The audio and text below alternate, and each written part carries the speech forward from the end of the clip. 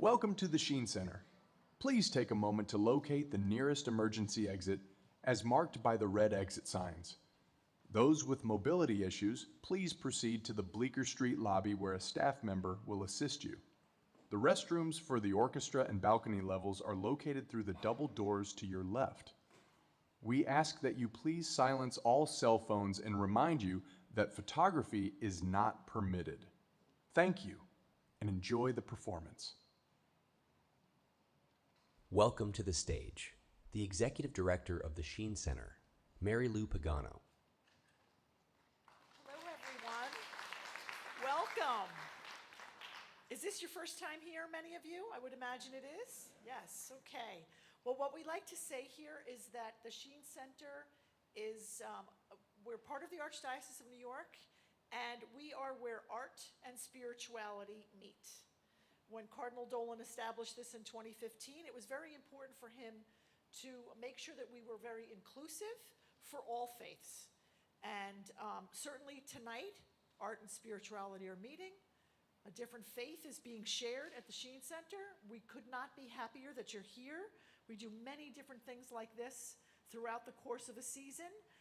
And we are very, very lucky to have Stuart. Thank you, Stuart Kaplan, for bringing your group here tonight. And yes, yeah. This is a very special event for us here. We've been involved with your organization before, and we just feel like this is so important, a story to be told, and we're happy that you're telling it here with us. And we're also happy because we have been very lucky since the inception of the Sheen Center to have a special board member in Rabbi Potasnik. So I'm going to invite Rabbi Joe Potasnik to come out and say a few words, and I'm sure he can say a lot better things than I can. But thank you all for being here. Rabbi Potasnik. Thank you all. By the way, Stuart said to me early in the day, he says, Joe, you believe in free speech? I said, of course, Stuart. He said, good, come give one tonight. So thank you, Stuart. I want to say thank you to all of you.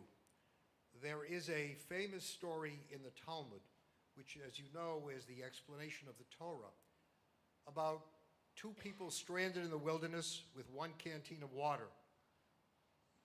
If one drinks, one lives. If both drink, both die. The question is, who should drink from that canteen? And after a very spirited debate, the Talmud comes to this consensus. If you own the canteen, you have the right to drink from it. Because there's a principle in our tradition, chayecha kodmim, your life takes precedence.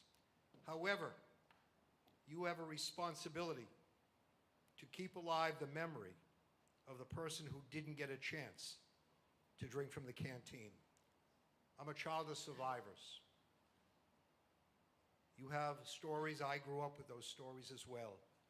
My parents lost children, spouses, so many of their family. And my responsibility, as your responsibility, is to keep alive the memories of those who did not have the opportunity to drink from the canteen. Someone recently said, when we said never again, did we put a question mark after it or an exclamation mark after it? I think with all that we're seeing today, many of us would suggest there's a question mark. And that's why we have to continue to stand tall, stand proud, and speak out as loudly as possible so that one day, never again, does have an exclamation mark. It's a great privilege to introduce to you someone that we all know and love and respect, Stuart Kaplan, the CEO of Selfhelp. Stuart.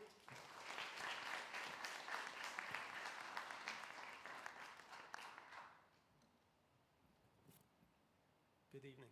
Good evening. First, I'd love to thank, on behalf of Selfhelp and UJA-Federation, the Sheen Center for hosting us for the first time ever here. It's a marvelous venue, and we are delighted to be here with you. We have 5 survivors this evening for whom we are going to bear witness to their stories. I have some prepared remarks that I'd like to share with you to give you a bit of context for this performance and the Holocaust survivor population in New York. This generation of survivors is the last generation of survivors. So hearing their stories and bearing witness to their stories is most important, more important than ever. The events of October 7th, anti-Semitism, are on the rise. So relevance is an important word for this evening, and I hope that you will hold on to it and think about it as you hear the stories of survivors. The painful memories that have come up in the minds of survivors as a result of the current environment are more significant than ever. But the Witness Theater program provides a safe space for students as well as survivors to support one another. This is the 12th year that Self-Help is producing the Witness Theater program. It teaches tolerance and understanding, and there is much that we can learn about the enduring strength of the human spirit and the need for peace for all people.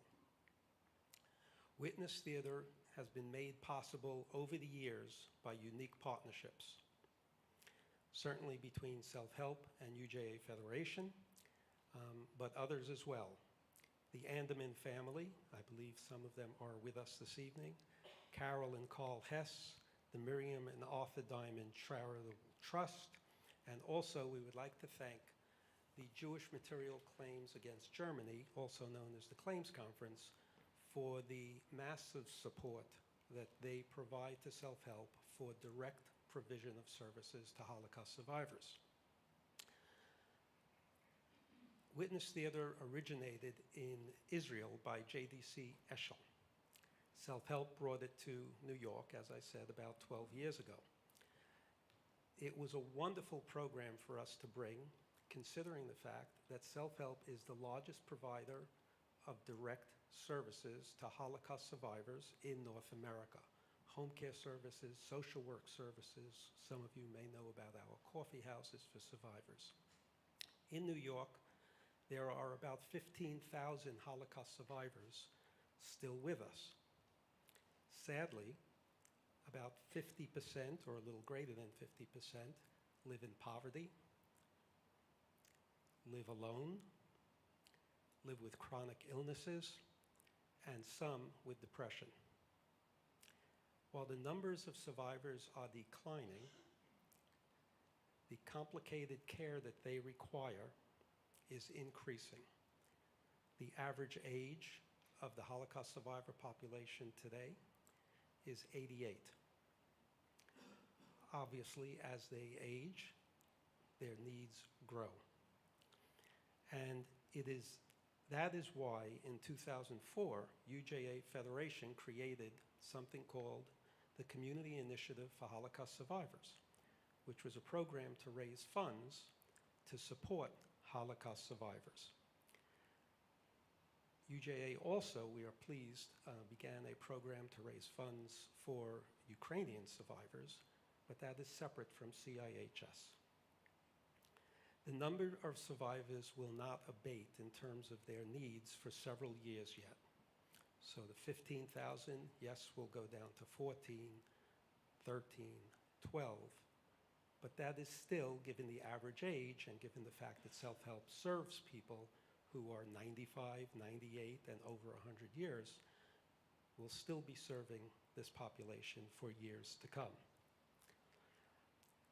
The CIHS program seeks multi-year gifts so that we can ensure that the significant services that are provided will bring meaning, dignity, and a warm embrace of community to the survivors until the last one turns to Self-Help for care. Tonight, you become part of that community, and the work of taking care of survivors or hearing their stories is not one day, but every day, until that last survivor turns to us. Thank you for being with us tonight to bear witness. Thank you for being part of that community. It is now my pleasure to introduce the person who makes the program work, Joy Radish, who will tell you a little bit more about the program and get us going. Thank you so much and good evening.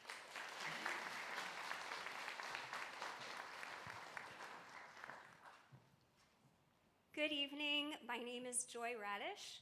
I am the drama therapist who has had the honor of facilitating this Witness Theater group. I'm also the writer and the director of the piece that you're about to see. When I was in college, my acting professor taught that a good actor must figure out how to find a sense of urgency for their character's actions. One does this by approaching a script with the question, what makes this script or the action of this script different than the action of any other night? This, of course, is the Passover question. When applied to Witness Theater, this year has not been like any other year.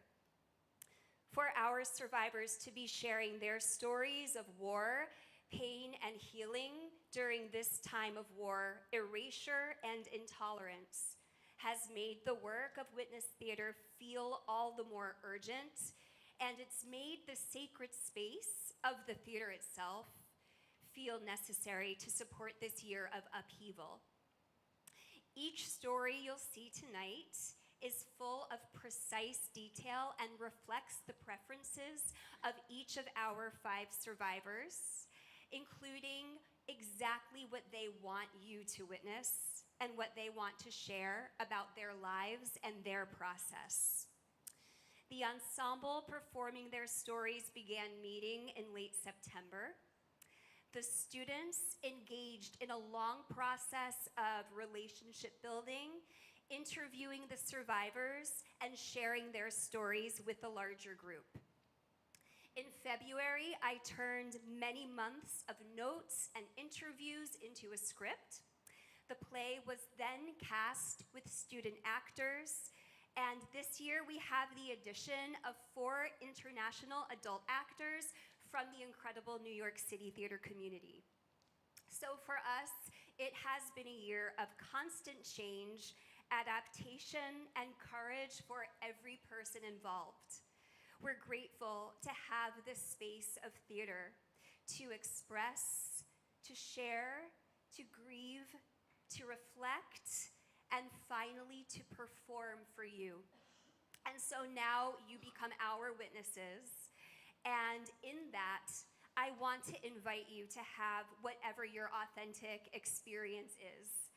If you want to come closer and lean in, come closer. If you need to move away, move away. Please feel free to laugh and to cry. And most of all, enjoy the show. Thanks.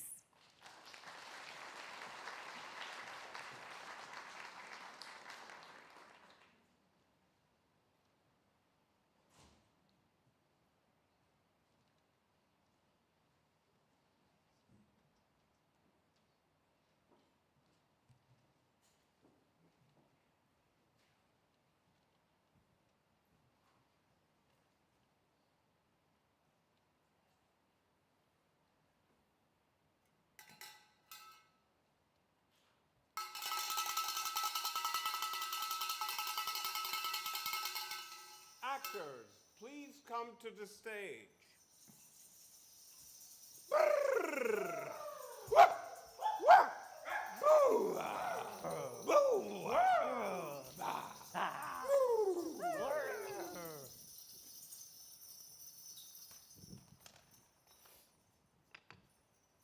Welcome. We gather here to mend some of the casualties of war, lost childhoods, through our storytelling. Won't you join us?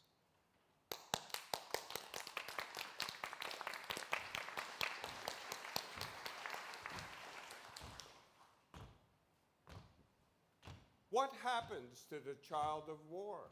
To a baby on the run. How does he thrive? When to live, he must hide. Baby Jew turned Dutch boy is how he'll survive. What happens to the hidden child, loved so well underground? That after the danger, when return, he's a stranger.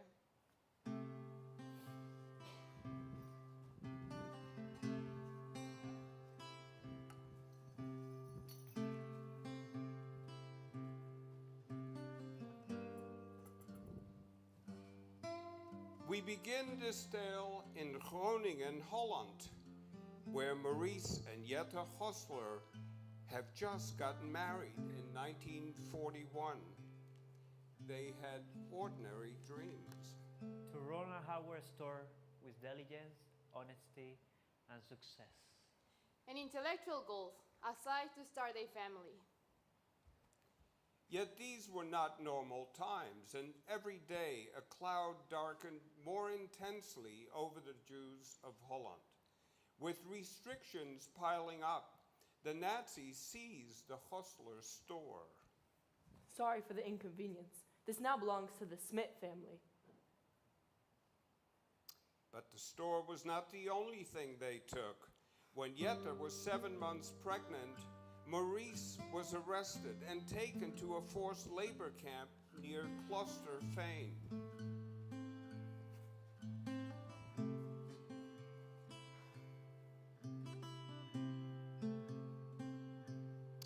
The child was born on July 27th, 1942. They named him Joseph. Alone with her infant, Jette had an idea. She wrote the labor camp in Klosterfein. The wife of Maurice Gosler is gravely ill. Please allow one final visit, and he will return to his duties after 3 days.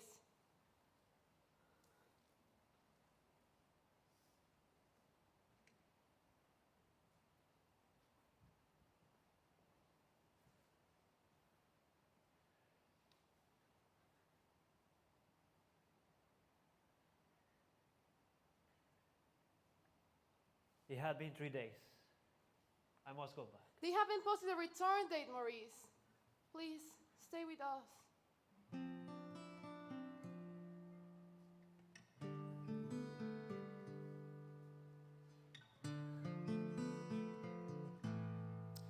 Eventually, Jette convinced Maurice to stay, but fearing the administration at Klosterfein would eventually pursue him, Maurice, Jette, baby Josje, and Jette's mother Martha fled south to Amsterdam.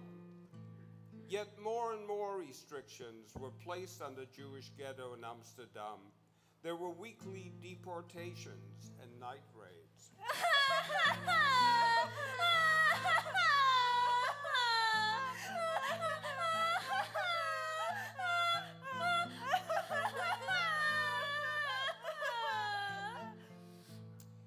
Maurice and Jette decided that having a baby in these conditions was becoming more and more unsafe. For everyone. Through friends, the Hoslers made an arrangement with members of the Dutch resistance. On a cold March night, a nursing student arrived on a bicycle. I've come for the baby. Keep him safe.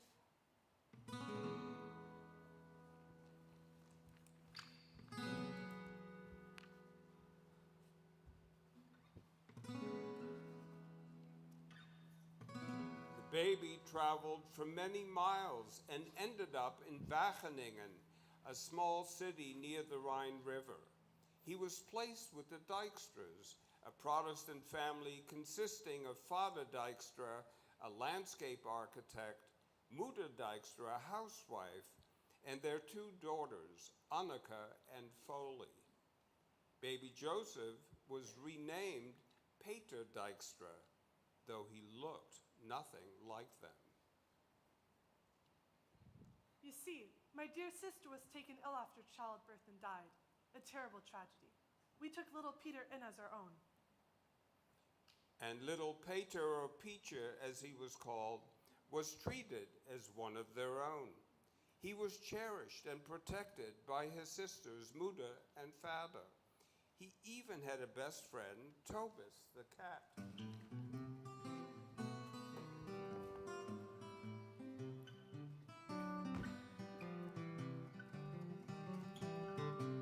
Peach? Tobis? Oh, careful not to wander far, my dear. Always wondering. Where is he going? The Dykstras sensed that their neighbors knew the truth about young Peter, and playing outside could be dangerous. In fact, there were several close calls, for young Peter had a penchant for wandering and wondering.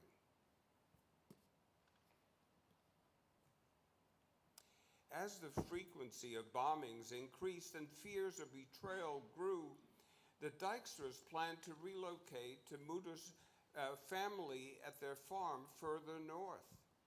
The week before they traveled, there was a knock at the door. Madam, cup of tea, please. Hello, young lad. The Nazi soldiers... The Nazi soldiers put his helmet on the young boy's head. Peter, what's wrong?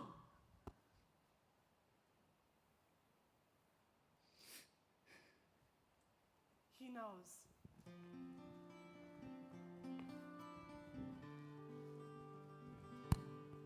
And so the Dyksters went north to Friesland, where they took refuge at Omer Herman's farm in the company of chickens, cows, and an old pig.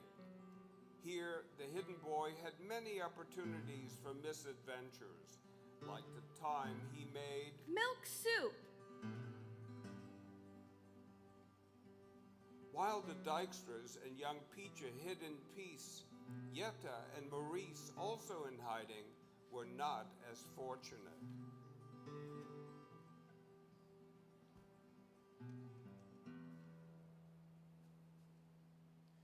My name is Dina Elizabeth Boutique House.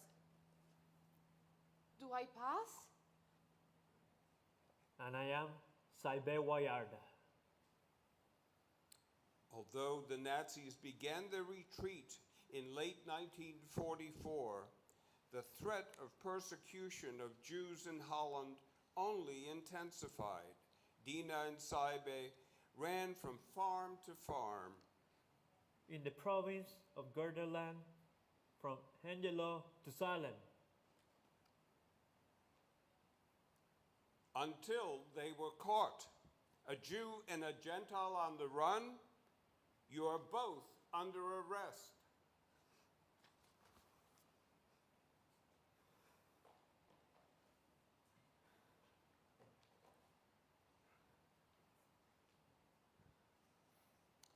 Maurice was sent to Westerbork, a transit camp, while Jetta, mistaken as a Gentile due to her fair features, was severely beaten for living with a Jew.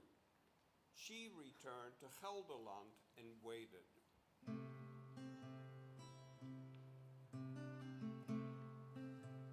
Within 2 months of Maurice's arrest, Holland was liberated. Jews who had been interned in camps were released. Returning home, there was a sense of Freedom. Hope. Hopelessness. devastation.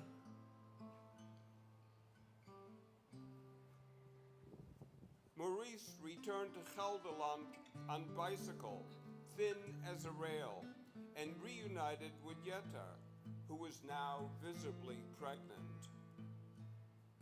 But the first thing on their agenda was to retrieve young Joseph, now almost 3 years old.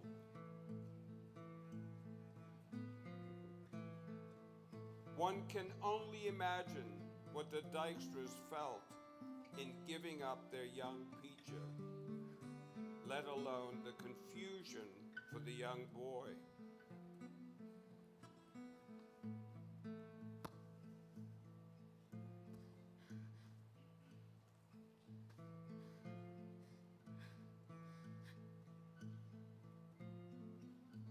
Young boy, these are your parents, Jette and Maurice Hosler.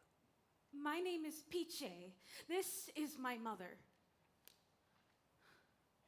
My boy, don't you want to hug your parents? Those are not my parents. My mother is...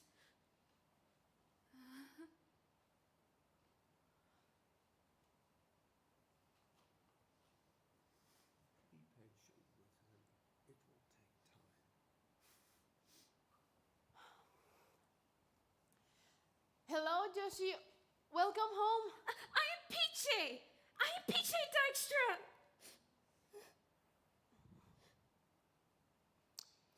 Jette and Maurice did their best, though both were preoccupied with their own distress.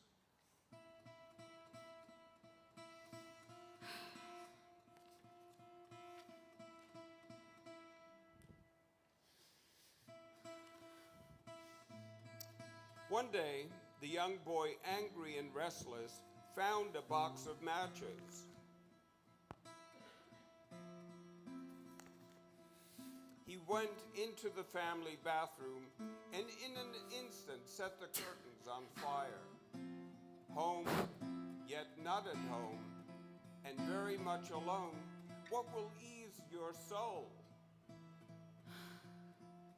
Soon Jette gave birth, and young Joseph gained not only a little sister, Maria, but a puppy named Whitey that the Goslers took in. Woof, woof, woof, woof, woof, brr, huff, huff.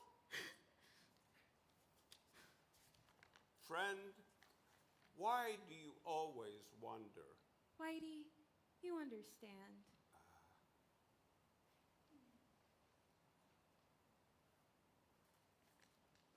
Time passed. With Maurice and Jette struggling, our young boy became a protective big brother to Maria. Along with the comfort of Whitey the dog, the boy began to feel some sense of belonging. But then, Children, we are moving to Israel. But, Whitey!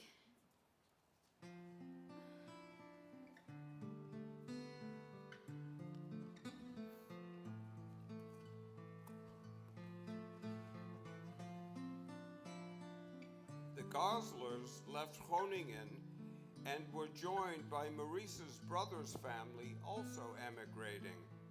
Together, they boarded a cargo ship in Marseille. The other passengers were also Jewish Holocaust survivors. The little boy remembers the trip. We board a ship. It smells of piss. Packed in like fish. We swish and swish. Thunder screams. The buckets tip. The storm clouds roll. We dream, we dream. This hell is too familiar, it seems.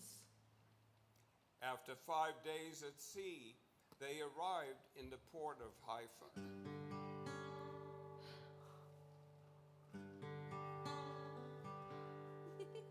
The sun's so bright.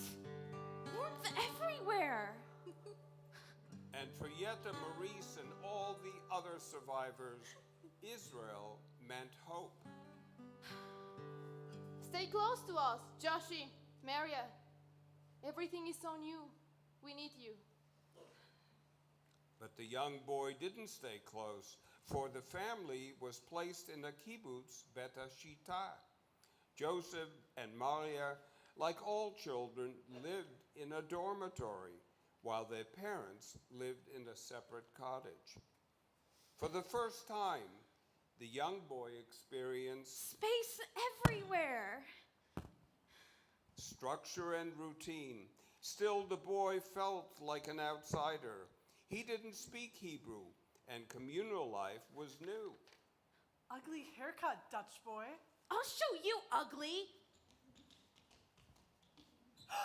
Yo, parents. Why don't you come with me to the library? You can stay as long as you'd like. And so the young boy took refuge in the library with Beersheba, the librarian. While other kids played, Beersheba tutored the young boy in Hebrew, and in less than a year, he spoke it fluently. Something shifted, and he began to thrive in the kibbutz. Branch by branch, hand by hand, melons and cabbage from this land. Grapes and olives, twilight stars. All is wonder, all is ours. The young boy discovered a new sense of family at the kibbutz, one born of community and collaboration. And while the young boy, Maria and Maurice, who had found solace working outdoors as a shepherd, thrived, Yetta was despondent because she feared she was losing her son again, this time to the kibbutz. It was soon announced. Children, we are leaving Israel and moving to America. This was devastating for the young boy. What happens to the hidden child when community is found? Just when there's trust, again it's a bust. Love is a danger. Back to being a stranger.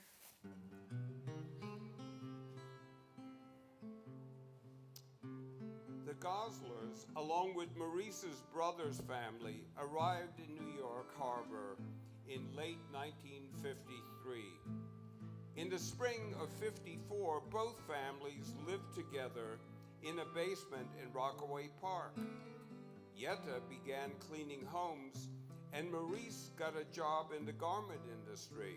And as for the boy, now almost 12, he spent the summer at Rockaway Beach, picking up empty bottles. American happiness. Bathing suits and popcorn, pizza and pavilions. I miss. Let them have it. What do you miss, young man? Nothing. No one. I know what's important. Oh, and what is that? Money. See that Buick? That takes money. Love doesn't last. Oh, we'll see how you feel, if you feel the same, when you're old. Soon the boy realized that stealing wallets off blankets would be more lucrative than picking up bottles. Yet this stint ended after his thieving partner divided their earnings unevenly and left him with only a Mickey Mouse watch. Soon the Goslers moved to the chicken farm in Monticello, where Maurice was hired as a foreman and could once again work with animals as he had done in Israel. So what? I've been the new kid before. The kid entered Monticello Junior High as a 7th grader, and as an immigrant still learning English, he was not the best of students. But after a few years, things started coming together. He excelled in sports and felt recognized. Say, Joe, a few of us are going to get a slice of pizza after the game tonight. Do you want to come? Oh, that'd be great, but... You must get a job and help more, Joe. I need you around the house, Joe. A job? Fine. Just watch.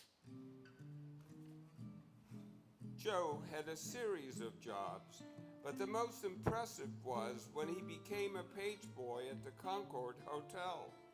The kid knew how to hustle, and yet something ached inside of him. My pockets are heavy. I have respect. Money is beautiful, but...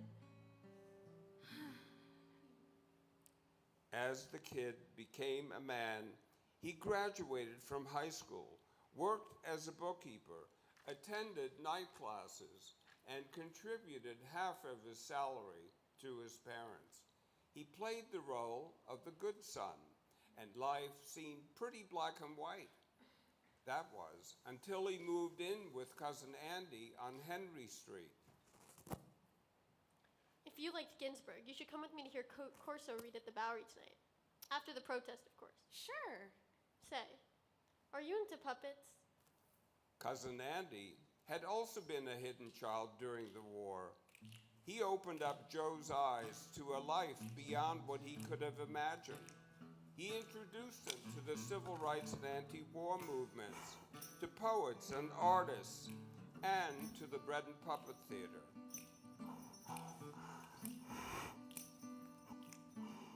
Say, you must be Andy's cousin Joe we've heard so much about. Welcome, Joe. Come, let us break some bread. At Bread and Puppet, Joe experienced the joy of community, collaboration, and togetherness. It was not all that different than the feeling that he had on the kibbutz. And so Joe began to sense finally that he belonged. And he realized he did not have to hide his identity or remain burdened by the past. Right, Joe? There is room for all parts of us to coexist, just like there is room for everyone at this table. You were the stranger, the immigrant, the victim, the son. And though there were many bumps to come, you became a husband to Shayla, founded a nursery school together, became a finance director, a father to Jake, a writer, and a mensch.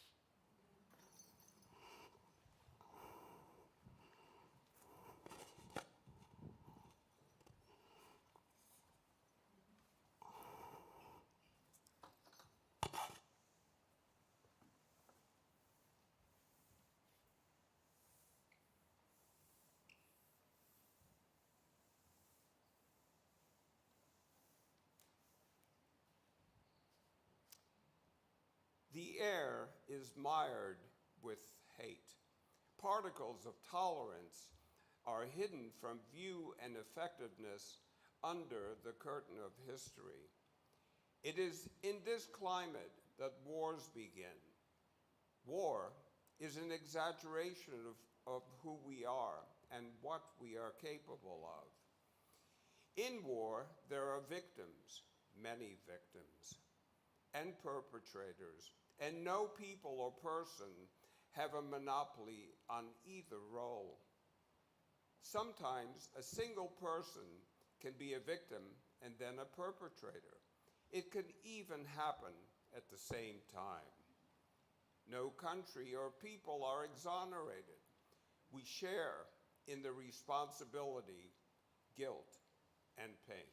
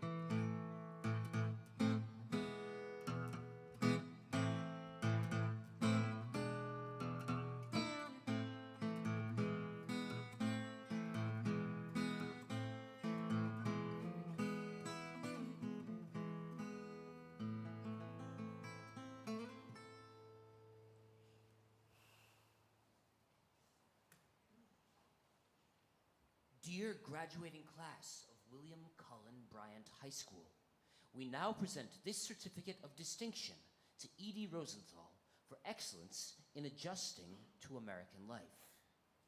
Thank you so much. When I was in high school, many people didn't know that I was from Europe and had been in hiding with my family. My mother never talked about it. My brother Freddie never talked about it. Plus, who would want to hear it? We want to hear your story. We need to hear your story. Do you really want to know? Yes, Edie. What do you remember? First, I remember happy times.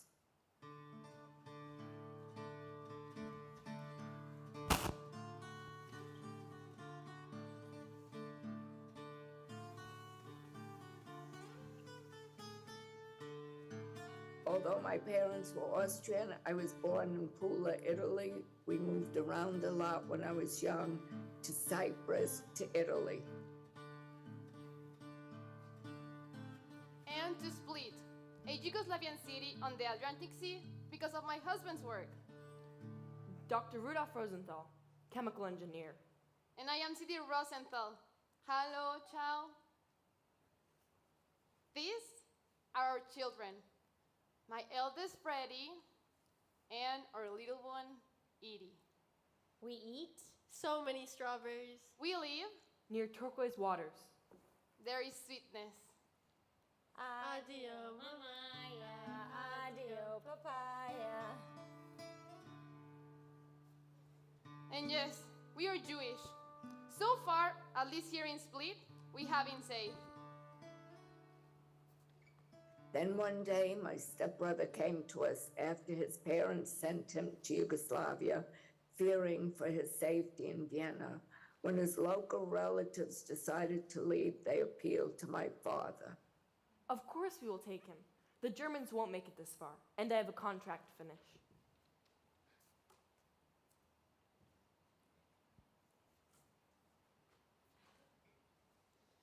Children, Henry is one of us now.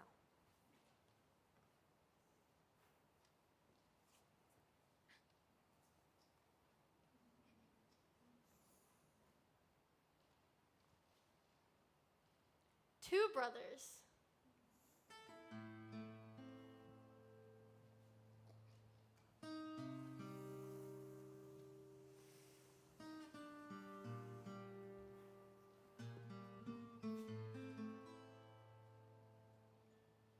I remember the moment when the Nazis marched in. I was almost 6. We happened to be out in the town and everything stopped. Then they made an announcement. All Jewish men must register, or else they'll be killed. Then they took 2 men and hung them. I saw it with my own eyes.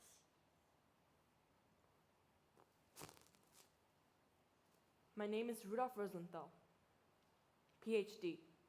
Then they took him.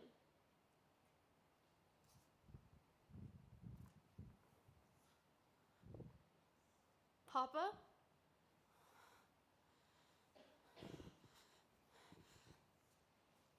Mr. Horvath, it's Edie Rosenthal. The Nazis have taken our Rudolph, and I need your help to find him. Here, a golden ring.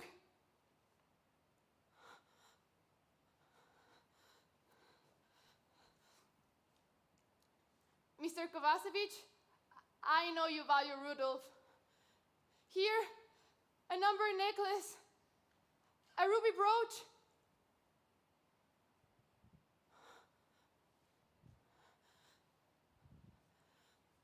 Where is he, Mama? I don't know, love, but we will keep waiting. We will always wait.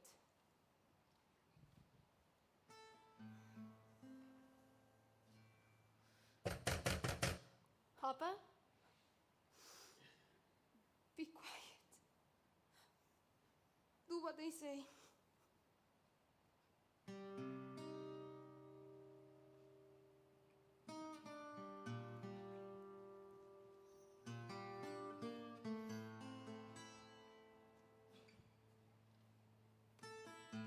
That day, they took us to a large warehouse. We never saw our home again. Women and children. Packed like fish, locked in tight. No windows, no light. Can I hold your hand, Ma? Cannons blast from the rooftop. Sometimes they let us outside. For a moment. Who are you? You're not my mama. Come with me now. But where are we going? Rocks and trees, gravel and dirt.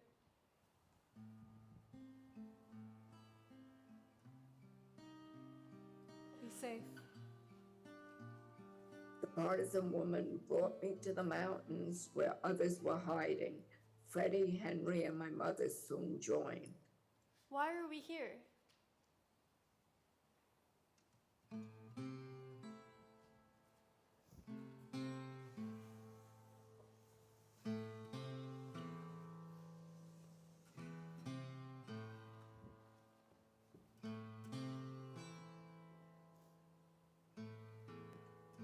Then they took us to an empty factory apartment where we stayed in secret, yet the German soldiers were onto us, and the partisans said we must go hide in the mountains. In the midst of all this, Henry took ill with appendicitis. My mother begged the man she knew to help. Someone operated on him without anesthesia, but there was no time for him to recover. We must keep going. But my wound! Boy, be brave. My mother tore a piece off of her slip dress and bandaged Henry's side. It never once got infected on our journey.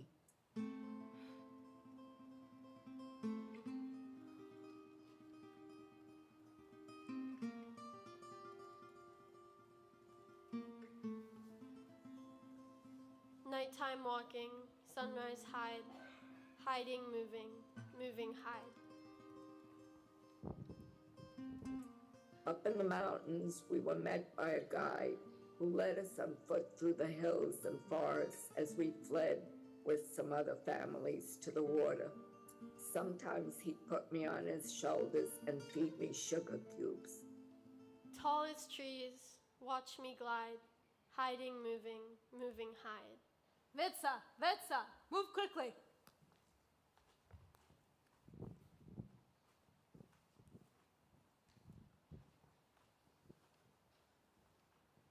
There was very little food, yet my mother never let us think we would go hungry. Bread and jelly. Hungry belly. Soon you'll eat bread and jelly. Bread and jelly. Bread and jelly. Cherry sweet, full warm belly. Bread and jelly. Bread and jelly. Soon you'll eat bread and jelly.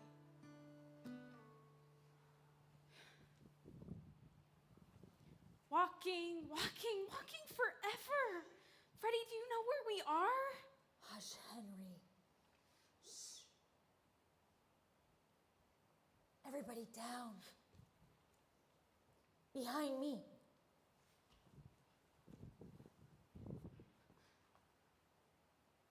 Nighttime walking, sunrise hide, hiding, moving, moving hide.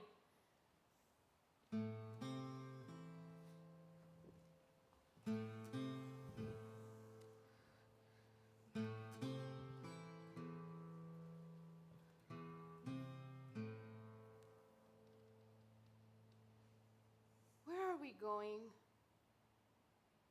Water below. The guy says a rowboat will come for us. Our freedom's so close, just across the sea. Every day, we climb down the hill, wait for a boat to arrive. Nothing in sight. climb back up and hide.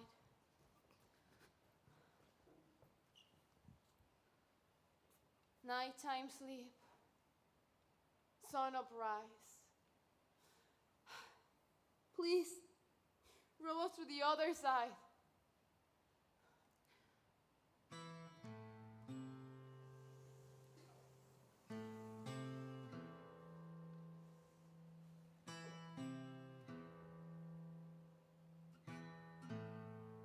One day when we went to the shore, a rowboat finally came. The sculler pulled out a knife and said, "If anyone makes a peep, you'll get stabbed."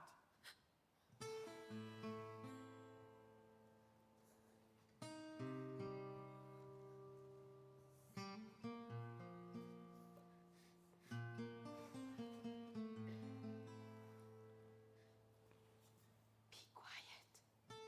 Don't say anything.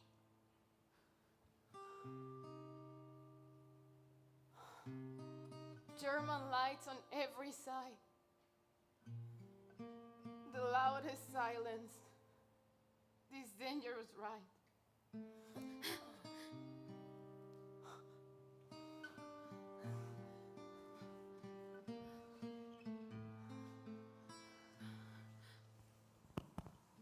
We're in a place called Vis, in Italy. No more hiding. People smile at me, but I'm still hungry. Soon we boarded a British ship to Bari. On the ship, my mother saw a garbage can. Children, come! Thank you, Mama. Bread and jelly. Bread and jelly.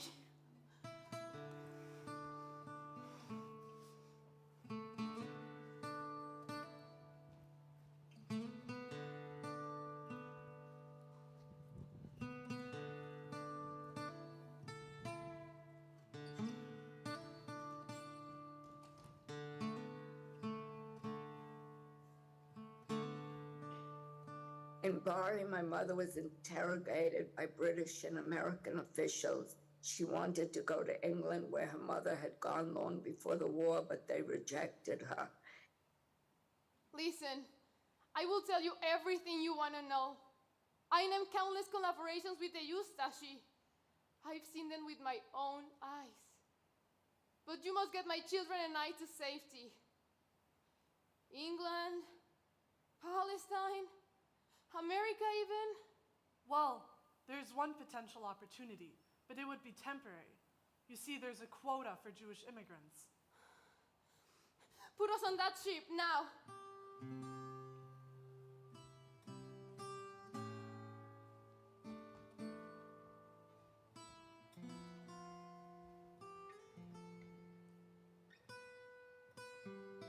President Franklin Delano Roosevelt has granted 1,000 Jewish refugees temporary shelter in the United States.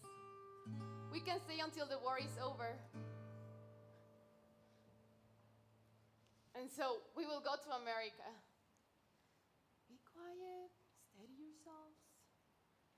Bread and jelly, bread and jelly.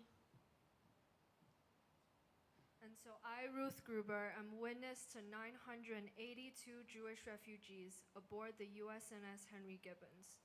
Roosevelt really needs to hear this. Some are seasick, some starving, with stories you would not believe, and who share the ship with hundreds of wounded American soldiers. I would have had more time to document them if it weren't for the U-boats trying to attack us left and right. Still, on August 3rd, 1944, we made it to New York Harbor.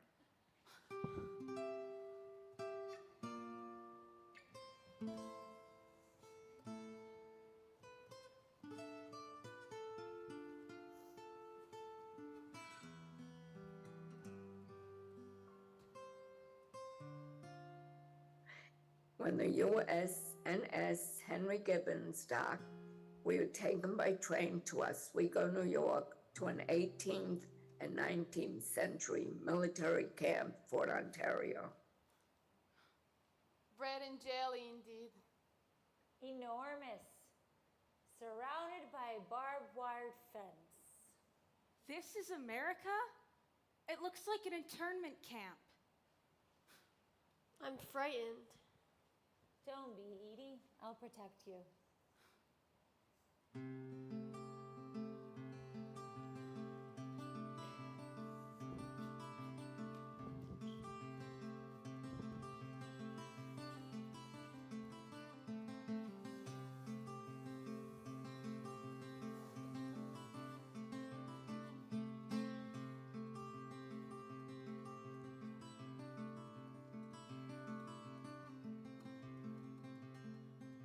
My name is Edie Rosenthal.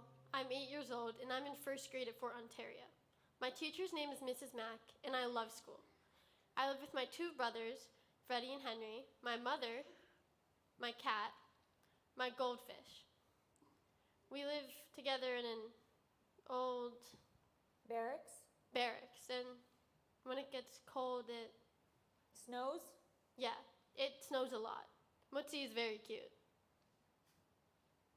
We stayed at Fort Ontario for 18 months. In 1946, after Roosevelt died, President Truman granted us visas. We boarded a bus that went up to Canada. The bus turned around and drove us back into the United States. When we got back to Fort Ontario, there was a man sitting at a desk saying, Welcome to America. Thank you. We can stay? Yes. Thanks goodness, yes, we can stay.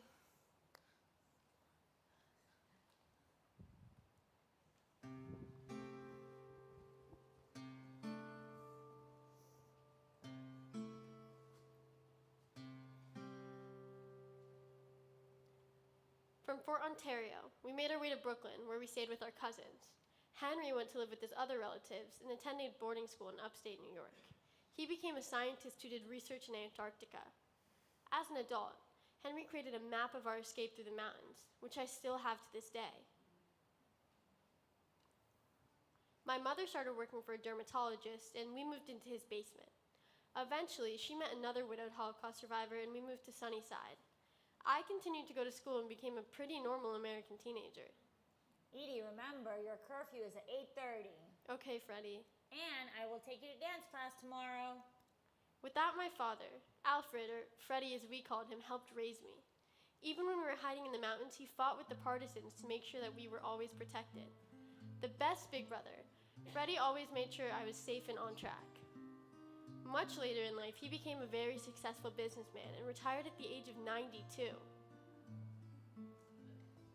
Yes, we had survived, but there was still an ache in our hearts.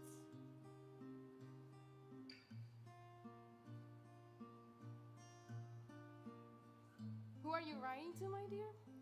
I'm asking the Red Cross if they know about Father. Asking again? We will never stop asking. And he's in our hearts.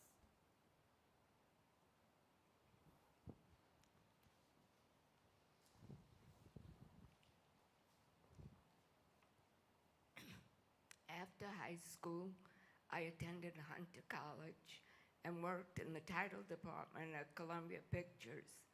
I married Herbert Hirsch, who I met on a blind date. We had a wonderful life and were married for 65 years. I became a mother to 2 boys, Richie and Brad, and worked for 40 years as an ICD-9 coder at Parker Jewish Geriatric Institute. Now I have 3 remarkable grandsons, Tyler, Daniel, and Eric. In April of this year, I finally learned about the murder of my father. I'm amazed by the Jewish community coming together and documenting all of the people who were killed by the Nazis and split. This includes the Jewish people and those who lost their lives saving us. They are now honored in Yad Vashem. I'm thankful for our survival and for the chance to have a wonderful family.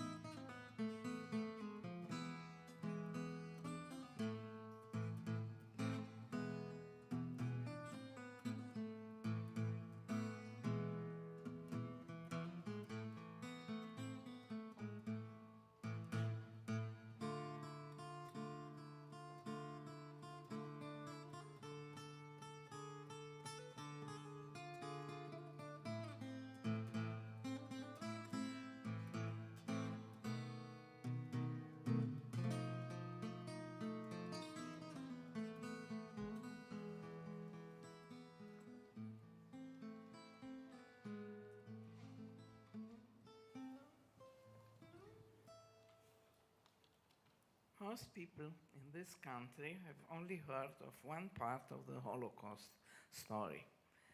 They don't know how many different ways anti-Semitism was enacted, not only in Nazi Germany, but where I lived, first in Chernobyl and later in communist Bucharest.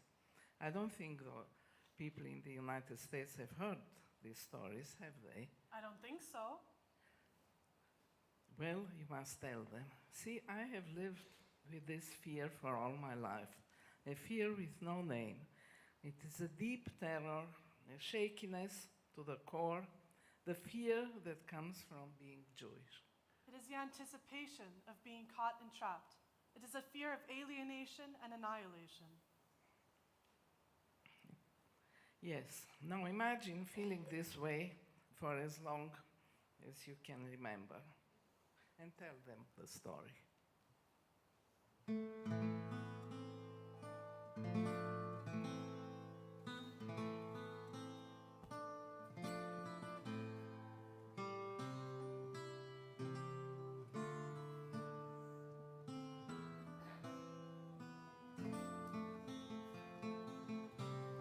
I remember. I did not understand what was happening at the time. I did not understand why the people around me were filled with dread and agitation. Even my grandparents who hugged and kissed me all the time. As a young Jewish surgeon, I left Vienna due to growing anti-Semitism and moved to Czernowitz, capital of Bukovina. But there was anti-Semitism there too. I was forbidden to work at the public hospital despite advanced degrees. I left Vienna too. I studied languages at the University of Czernowitz, and when our little Leanne was born, we hoped for comfort, but... 1940. The Russians occupied Czernowitz. First, they came for the bourgeoisie and so-called enemies of communism. They indoctrinate. I'm 6, so I start kindergarten. Father, father, I learned today you are not my father. Stalin is my father. Mostly Jews. To Siberia. And Bertha is gone. You see, from 1939 to 1940, the Soviets had a brief year of friendship with the Germans and gave all of Bukovina to them as a present. Then, in 1941, Germany occupied Bukovina and left the Romanian army to deal with the Jewish problem. I remember, one night, they marched into our house. They pushed my father up against a wall and searched his body for weapons. They put his hands behind his back, arrest him, and take him. He disappears and does not come back. Gustav?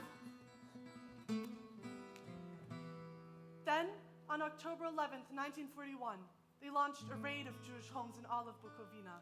They woke the people in the middle of the night and forced them into the streets in their pajamas. Some were even barefoot. 80,000 Jews at once, deported and forced to walk northeast. Among them were my grandparents and great-grandfather.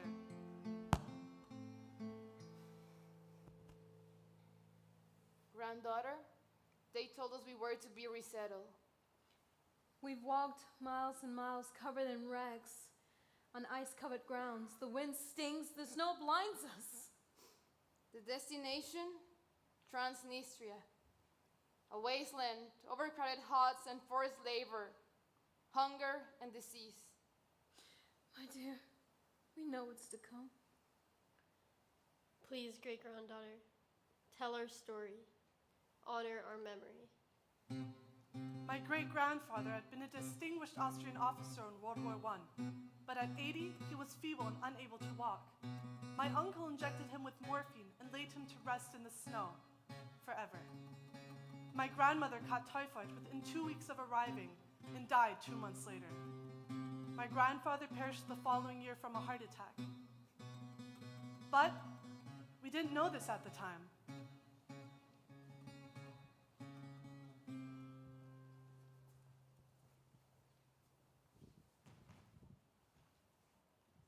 My mother knew nothing about her parents, nor the whereabouts of my father.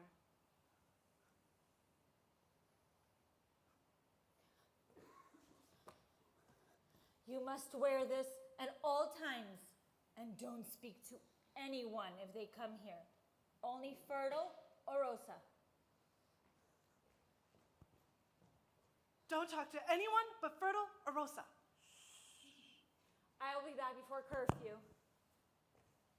Now, we can only go out between 10 and 1. Then it's curfew, and we could get in big trouble. Now go to sleep.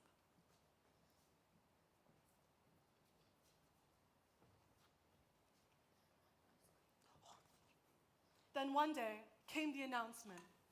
All Jews must leave your homes now and report to the ghetto. A ghetto? That can only mean one thing.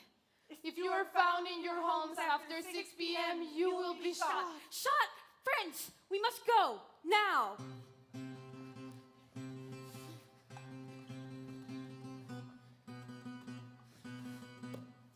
And so, my mother, our former cook Rosa, and Fertile, a scholar and refugee who had been staying with us, left our house and marched to the Chernovitz ghetto.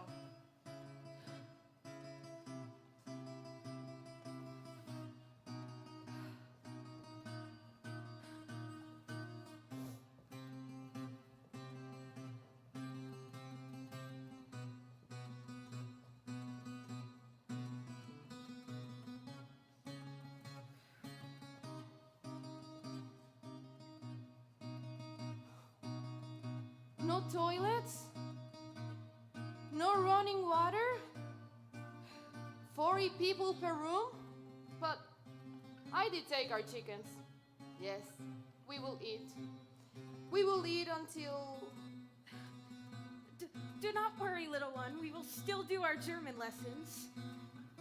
Even if it stinks like rats. The ghetto! Finally, kids my own age. No curfew. We sleep in snow. Lice and litter, but that's okay. There's only one thing I'm scared of. The list. Transnistria.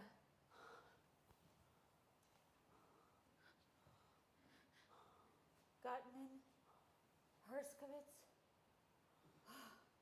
Thank goodness we're not on the list today. Each day I prayed that whatever this list was, we would not be on it. Each day, families on the list left the ghetto.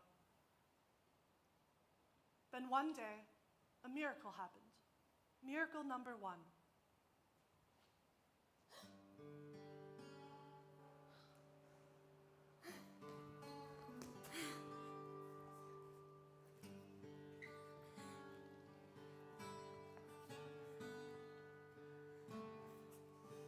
My father miraculously returned from Tajuzyu, intact, and started seeing patients again. But I thought... My loves. These were times when anything and everything could happen. And did. Just a short while later, the mayor of Chernowitz, Traian Popovici, saved about 5,000 to 45,000 Jews in the ghetto. He made a counter list to the list. On it were Jewish people integral to the economy, including Gustav Deligdish, doctor. He and his family were released from the ghetto, immune from deportation.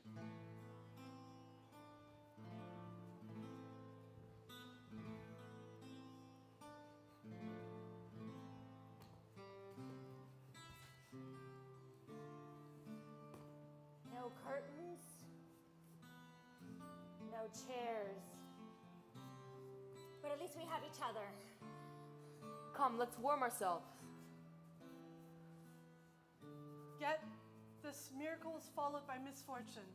Soon after, my father was taken again, this time to Tajuzyu, a concentration camp in southern Romania. I was caught riding the motorbike of a patient while trying to visit a relative. My mother and I barely got by, for many of our relatives had disappeared. One October day, aching to be in the sun, I was hit by a German military truck while running across the street. Yet, this is a story for another time. There are more important things I want you to know. My father returned from Tajuzyu intact and started seeing patients again in Chernovitz. Meanwhile, they fired the good mayor and resumed deportations to Transnistria. One day, I visited him in his office and saw 2 Romanian officers searching him with rifles. Soon after, we were finally on the list. Transnistria. Perhaps we will see my parents after all. We said farewell to our cousins and boarded the train. Then came miracle number 3. Stop this train. Do not proceed. Gustav Delegation family, step outside. I do not understand, officer. Dr. Delegdish, I've been sent by Baron Flander, your former patient. He said you saved his life. He's found a place for you and your family to hide. You mean we're not going to...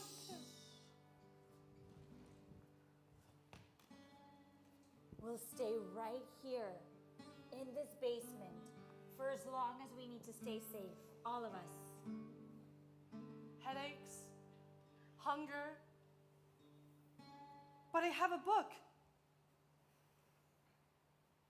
Orange. Affe. Grundmauer. Ich kann lesen. I can read. Months must have passed, and while we were in the dark, in the basement, I taught myself how to read. Towards the end of 1943, the Soviet Russians advanced, scaring the Romanians. They loosened their restrictions on Jews, and we returned to our house in Chernowitz. Still, we were forbidden to travel, and my parents sensed a Russian occupation was imminent. If the Russians learn we own 3 houses, they'll deport us to Siberia. We are getting out of here. Now I will never forget this. The 25th of March, 1944, night. We sneak onto a train. The bathroom! We don't make a peep. My mother, my father, me, and the suitcase, all locked up in a miserable bathroom. Little did we know, this was the last train out of the Soviet Union to Bucharest. For the next 50 years. On March 26, Chernowitz became a part of the Soviet Union. So on the 26th of March, after 24 hours in the bathroom, we arrived. Bucharest!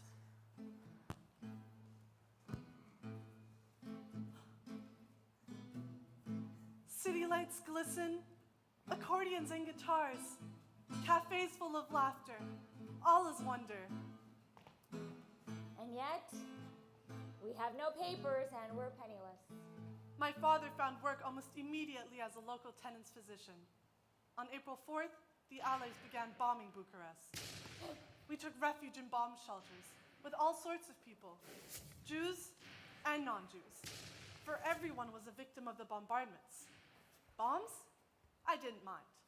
Finally, there were other kids to play with, even boys. Would you like to play a game with me? A game? I never played a game in Chernowitz. Well, I guess so. It's called Battleship. See? You need to try to figure out where the enemy ships are and sink them. Kind of like in war. Yeah. Do you know about the Zionist movement? There is a Jews aliyah to Palestine. They say we'll be safe there. The Germans, who knew they were losing the war, threatened to liquidate all remaining Jews in Romania. When Lushek's parents heard of this, they arranged for him to go to Palestine on a Turkish ship leaving from the Black Sea. Unfortunately, we learned that the ship had sunk, and Lushek didn't make it. The Germans led a massive bombardment in late August in Bucharest, retaliating against the Soviets and Romania who had changed sides. We stayed in the shelter for 3 horrendous days, but then the war was finally over.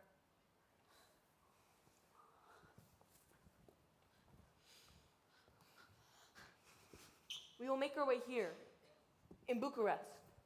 And we did. We were poor. We lived in a 1-room flat with an adjacent office for my father. My mother, God bless her, got me admitted to a French lycée. The Romanian schools wouldn't take me because I had no certificates. I started school wearing rags and with lice in my hair. I learned French, learned about art, geography, and culture. These were my favorite years. Each day my reason tells me so, but reason doesn't rule in love, you know. Il est vrai, mes raisons me le disent chaque jour, mais les raisons n'est pas ce qui règle l'amour. That's Molière. After school, I began attending a Zionist youth organization. We sang Hebrew songs and learned about Palestine, which was then under British rule. Then, in 1948, Israel became an independent state and Romania became communist. They closed UJA, outlawed the Zionist organization, jailed and tortured its leaders. Why?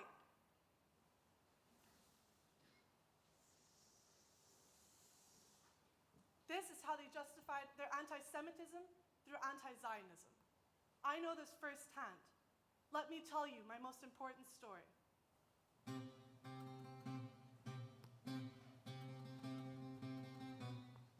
I started medical school when I was 17, which was thrilling. I always wore my Star of David necklace, and my mother warned me, put it under your sweater, which I did.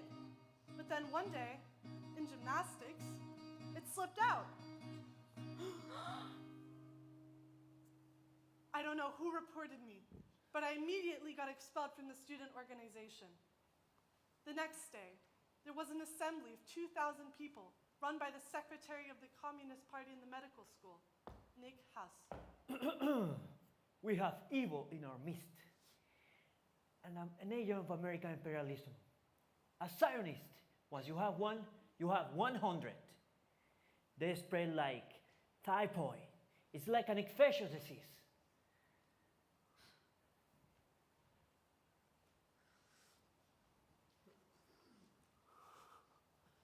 Pariah. Evil. Disease. Imperialist. You! Then came miracle number 3. After a couple of weeks, Stalin died, and the school administration, who had been preparing to expel me from the medical school, forgot all about little old me. One day, as I was perusing the student bulletin board, I saw a notice. There is a dangerous Zionist in our midst, named Dr. Sergei Shaw. I must meet this Dr. Shaw, I thought to myself. We might have something in common. At this point, Dr. Shaw had heard of the scandal with my necklace. One day, he approached me in the library. Miss Deligdish, Dr. Shaw? I believe you and I are in the same boat. We courted each other and married a couple of years later, but life wasn't all happily ever after. We lived in an apartment with 4 other families and 1 bathroom and no kitchen. We dreamed of having a child, but life was very difficult back then. As a young OBGYN who had to repay her medical bills with labor, I was sent to the furthest reaches of the countryside for 3 horrendous years. This was, of course, because I'm a Jew. Oh, there are many more stories to tell. Like how the wonderful socialist governments started selling their Jews to other countries for cash. This is eventually how my mother, my husband, and I immigrated to the free world. And what a wonderful world it was. From Vienna to Israel, finally to the United States. I became a mother to Gia, a grandmother to Nicole, a professor and doctor at Mount Sinai for over 40 years. Did I tell them everything you wanted them to know? Not really. There were many more stories, but we leave them for another time. Well, I happened to be born in Eastern Europe and Jewish, which meant enduring many hardships and persecution. I lived through anti-Semitism and anti-Zionism twice. During the World War II and during the Cold War, when Zionism became a crime again after Stalin's purges. My paternal grandfather, who was a passionate Zionist, left Romania in 1946 to Palestine, and he lived there as a Palestinian. Little did I know that after 12 years of joyful and yet tough years in Israel, surviving through 2 wars, history would repeat itself in the United States of America, the American country of liberty and pursuit of happiness. However, I feel that my American dream is fulfilled. From a lice-infested, hungry, illiterate child in the Chernovitz ghetto, I made it to be a physician on the staff of Mount Sinai Hospital and retiring as an emeritus professor after 40 years at the Mount Sinai Hospital. And I'm also the proud mother of Gil and grandmother of Nicole. Also, I have been elected to the French Academy of Medicine, which is a special title of honor that I enjoy in my late life.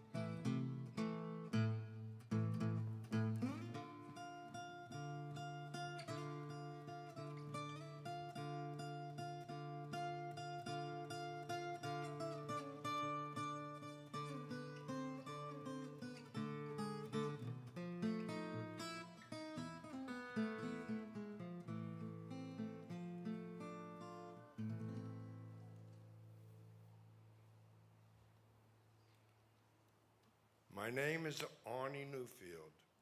I'm a proud father, grandfather, uncle, husband, and oh, how I love my wife, Mary. Even though my parents are gone, I'm also a son. I was born in Westerbork, a transit camp in the Netherlands. You could say I was the biggest surprise baby in the world, right? I hope I can make you smile tonight. Listen, you've got to let go of anger in this life. Otherwise, there is too much pain. As for myself, I have no direct memories of the Holocaust. It was my brothers, my father, and my mother. So the least I can do is tell you their stories. They shouldn't have to bear that burden alone. Don't forget to tell them about how I almost lost you. Mama, how could I forget to tell them that? Tell them everything they should know. I'll do my best, Mama.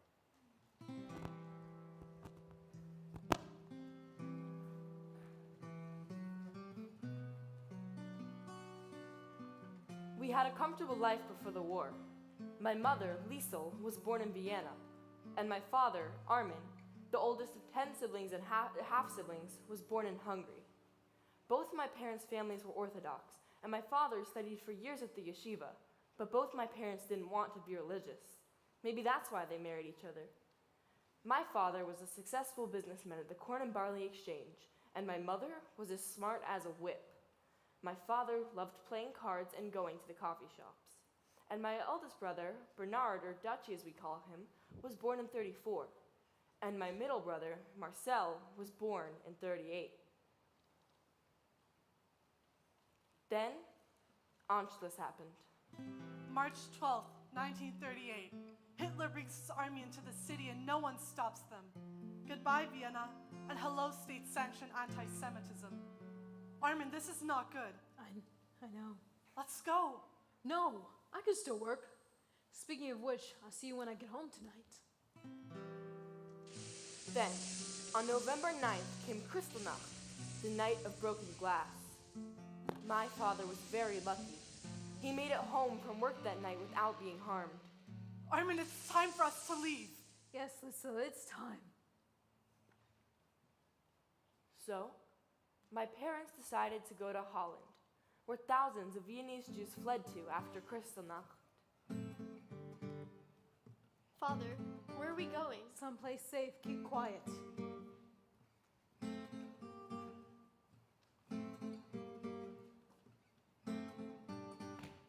I want Mother.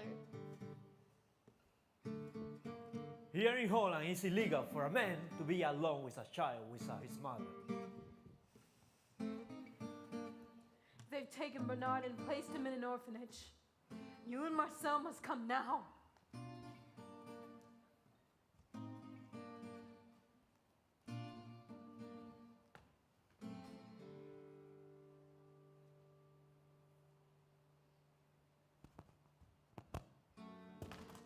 I have come to retrieve my child, Bernhard Neufeld. I am his mother. Okay, US. Good luck.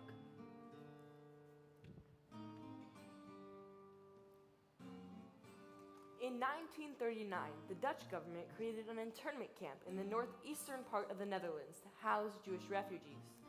Given their limited options, that's where my parents and brothers went. To Westerbork. Imagine being a little kid in an internment camp. I mean, they did the best they could to create a community in Westerbork. They lived in interconnected cottages, and most families had a hot plate. There was even a rabbi who was also a moil. But then, after Holland was overrun by Germany in May of 1940, the Nazis slowly took over Westerbork. But before I tell you more, something else important happened. By the winter of 1942, when Bernard was almost 8 and Marcel was almost 4, on February 27th, guess who got born? Yours truly. Now do you understand when I say I was the biggest surprise baby in the world? Marcel, try to find some water and bring it here. Bernhard, find Hannah Gutermann and bring her here. Arnold, be a good baby. Don't cry too much. I'm sorry my milk won't come, but I promise I will make sure you get fed. Since my mother could not bear milk, I was wet nursed in Westerbork, and I had a bris. By July of 1942, the Nazis had taken over Westerbork and turned it into a transit camp. My family was lucky. Since we'd been there before the transports began, they didn't deport us. But then, when they ran out of Western Jews and Dutch Jews, the Germans began to cannibalize those of us who had been living there all along and took them to Auschwitz-Birkenau, Theresienstadt, Bergen-Belsen. Armin, it's not if, it's when.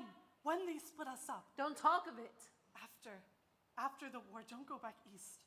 We will find each other here, in Holland. In Holland. My father was taken to Buchenwald, a concentration camp for men near Weimar in Germany. My mother, my brothers, and I were taken to Ravensbrück, a concentration camp for women and children north of Berlin. God help us survive. There are rumors about what may have saved us in Ravensbrück. You see, Marcel caught tuberculosis, and he used to visit the camp kitchen, which was run by Romani prisoners.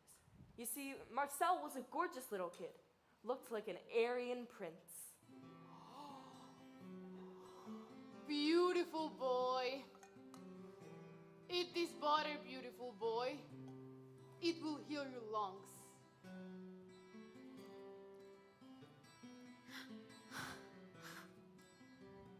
This butter makes you better. Marcel, give some to your brother. And for the baby, Marcel,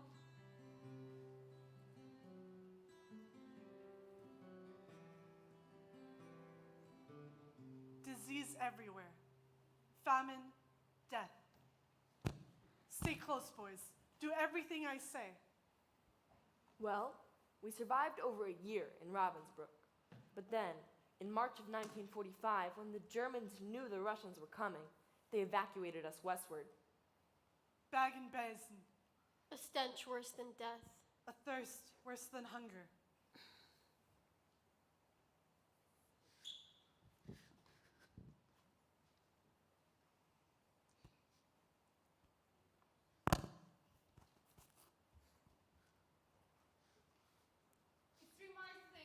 didn't.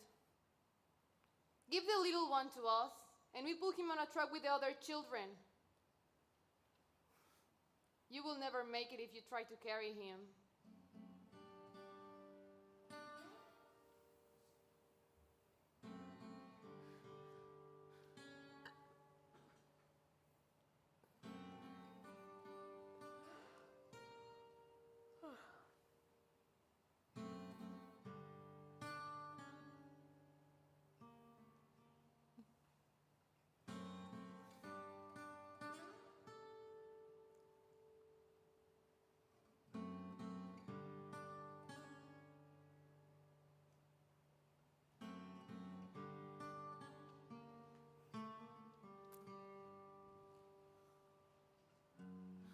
God, what have I done?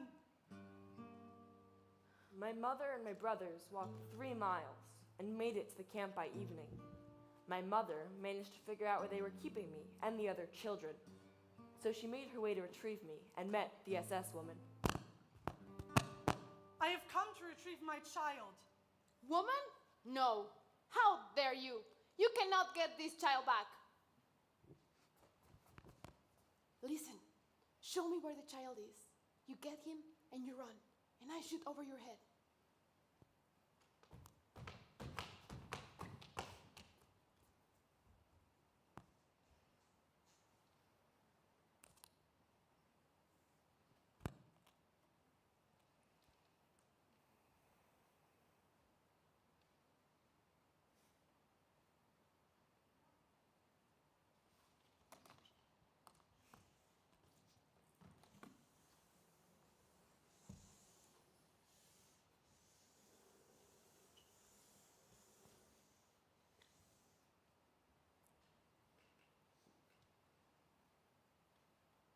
Bergen-Belsen got liberated on April 15th, 1945.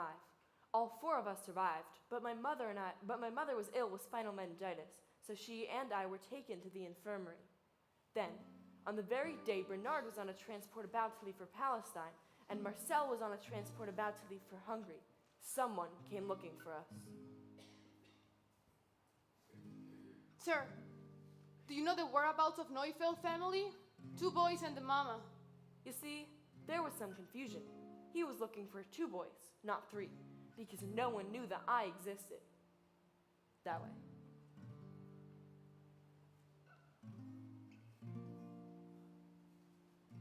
You must be Bernard. I'm your mama's half-sister, Edith's husband, Fred. A German-speaking intelligence officer with the U.S. Army. Bernard refused to talk to Uncle Fred at first. He was suspicious of anyone in uniform. Please, Bernard, I promise.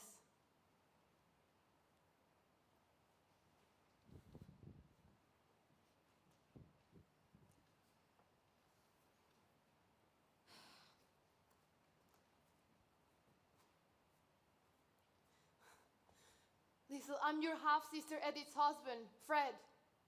I know we never met, but I came here to find you. Fred, help. Help us get out of here. And he did.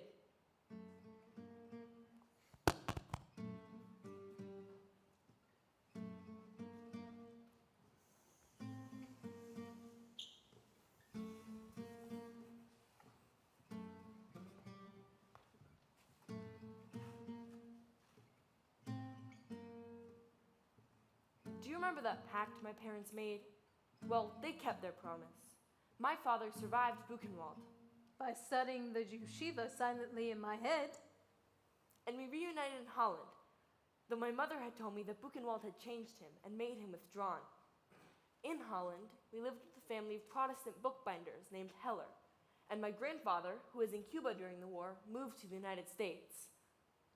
Arnold, fetch me the dictionary. You see, my grandfather had sent us American coffee and cigarettes, which my father then sold on the black market. Then, he took a German-American dictionary, sliced it down the middle, and hid 5 $100 bills inside.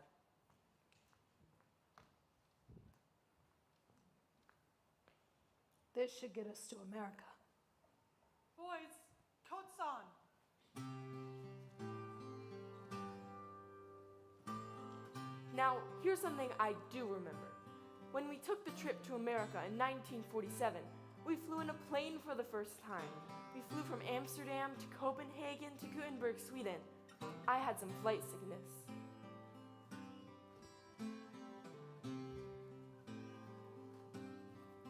We then sailed on the third largest ship to America, the Grifsholm.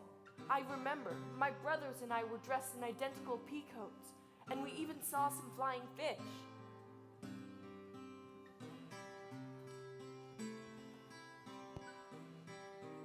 Imagine the five of us arriving at New York Harbor to be greeted by my grandfather, my mother's family, and my father's brother.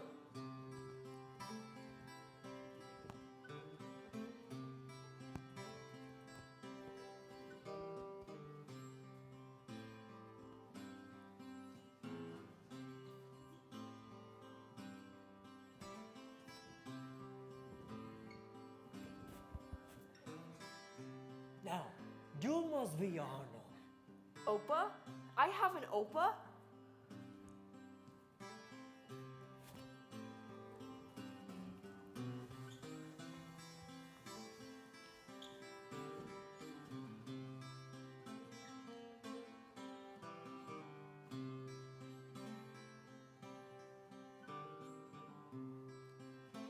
Life isn't a bowl of cherries just because we moved to the Lower East Side, Arnold. Did you tell them? Yeah, Mama. So, we moved to 66 Montgomery Street, and within a year, my baby brother Billy was born. Now, unlike me, he was probably planned. My father worked many jobs, but first he worked as a fuller brushman, where he would pass out the literature to the products that I would stamp. I did my best to help. Arnold, you will go to the yeshiva.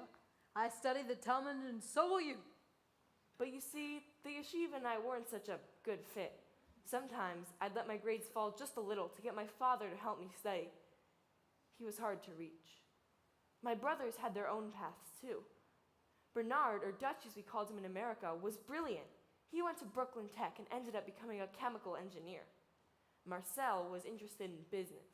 He ended up becoming a multi-millionaire, retired young. Billy had his own path. He had always felt different than us because he hadn't gone through the Holocaust. And as for me, well, I'll summarize.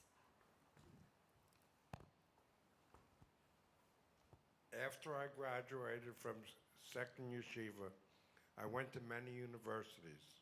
I served in the National Guard from 1963 to 1969, which kept me out of Vietnam.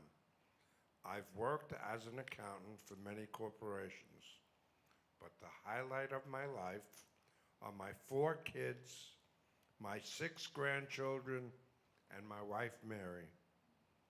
I made sure that my kids knew the value of each other.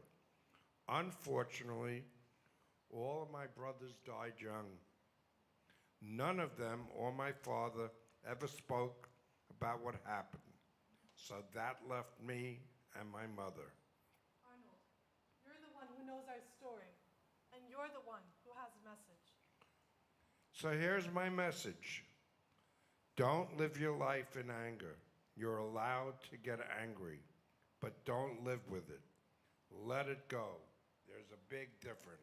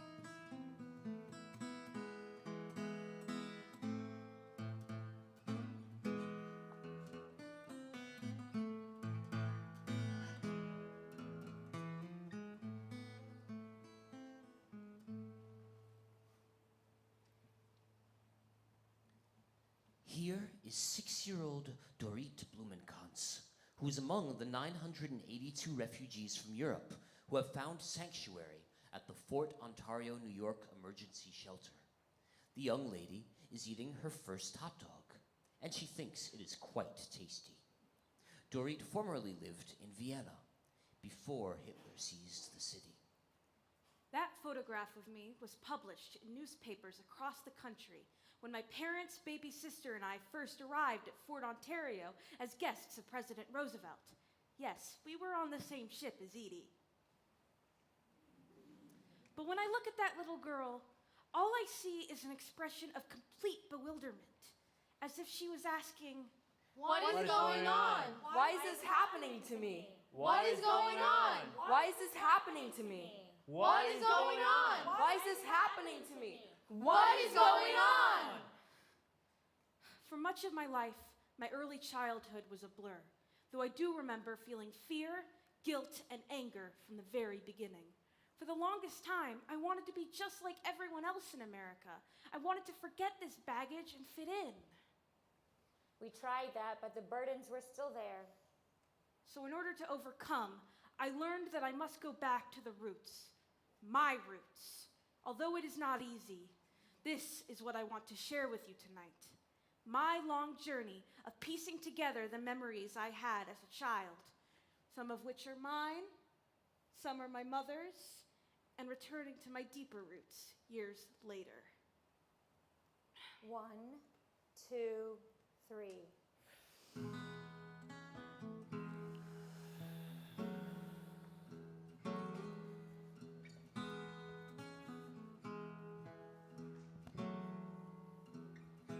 I was born in Vienna in April of 1938, 1 month after Anschluss to Jewish parents. My mother, Bertha, told me that she stood at the window, holding me, her newborn, and watched the Nazis march into her city. Fear and trepidation in every cell.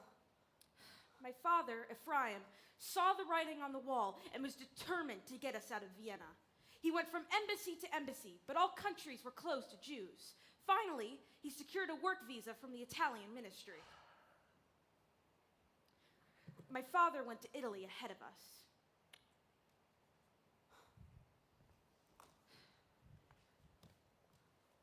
I was told that when we arrived by train in Milan, he was not there.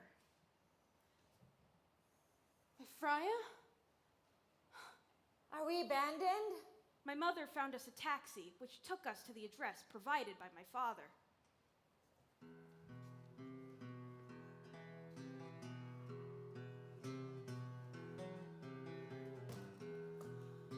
Guardia Grele. A small country town in the Abruzzi area in central Italy. Mountain air, steeples, bright skies. We arrived, just the two of us.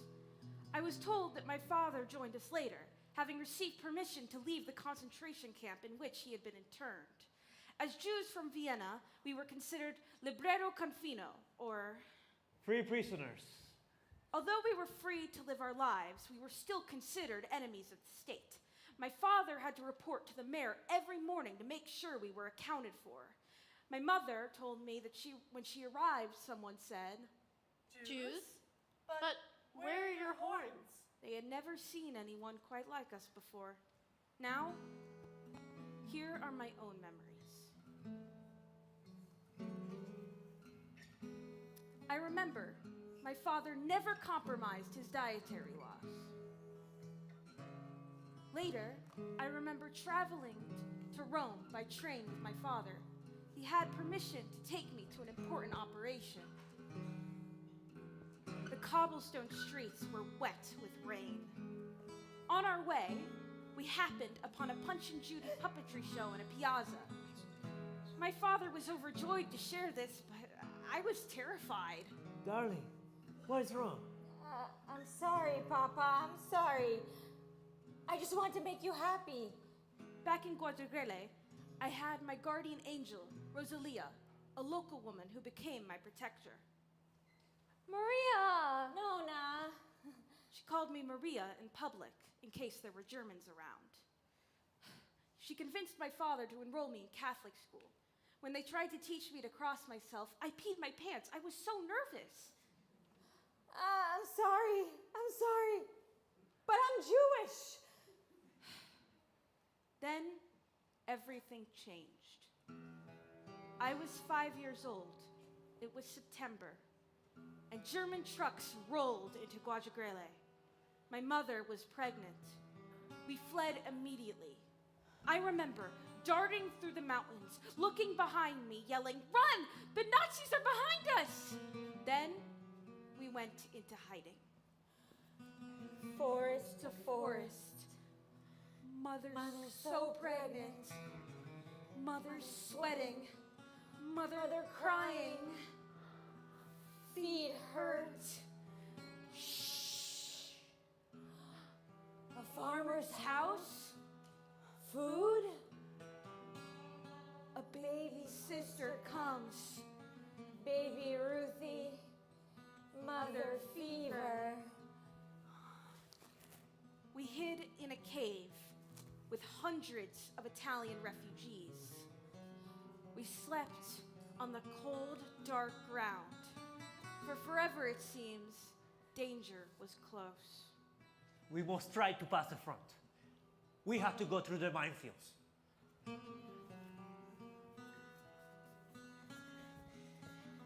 Place your feet in other footsteps, then we'll be safe from the minefields. We walk in darkness, in pouring rain. I lose my shoes in the mud. Then we got rescued. I remember. We were placed in a British TP camp on Christmas Day, 1943. My father worked as a translator in the Office of War Information in Bari, Italy. He arranged for us to be amongst the 982 guests of President Roosevelt to the United States. The free world.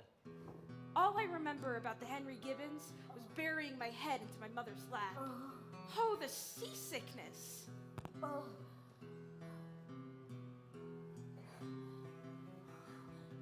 Welcome to the United States of America. That's my niece Dorit. Life at Fort Ontario was a blur. My mother was busy with my baby sister. I went to school with the other children and began learning English. My father engaged in labor and chores, such as shoveling coal. I remember one day.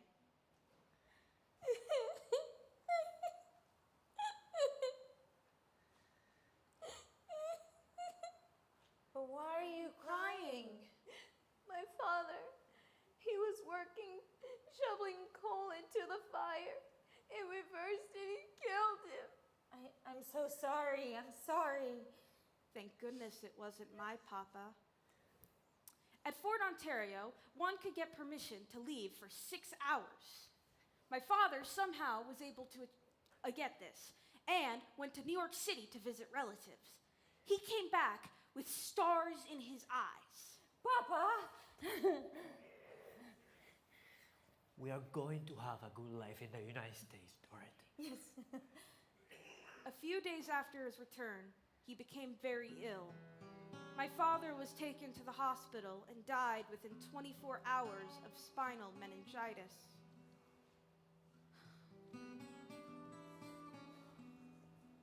This is all my fault. My favorite person. This is all my fault. My favorite person. Papa. This is all my fault. My favorite person. Papa. Papa?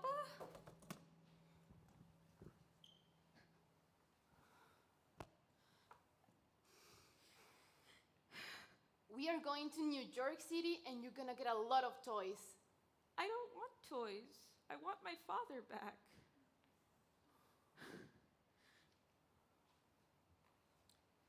After 18 months, we learned that President Truman reversed the promise made by President Roosevelt, and we were permitted to stay in the United States. We moved to an apartment in the Lower East Side and stayed with my aunt with my mom's sister, Aunt Seal, and Uncle Rudy. I went to school. I felt so different from the other kids. Doris, put your galoshes on before you go outside. It's boring. Galoshes? No one else wears galoshes. Okay, Mother. The apartment was small, so we moved to another.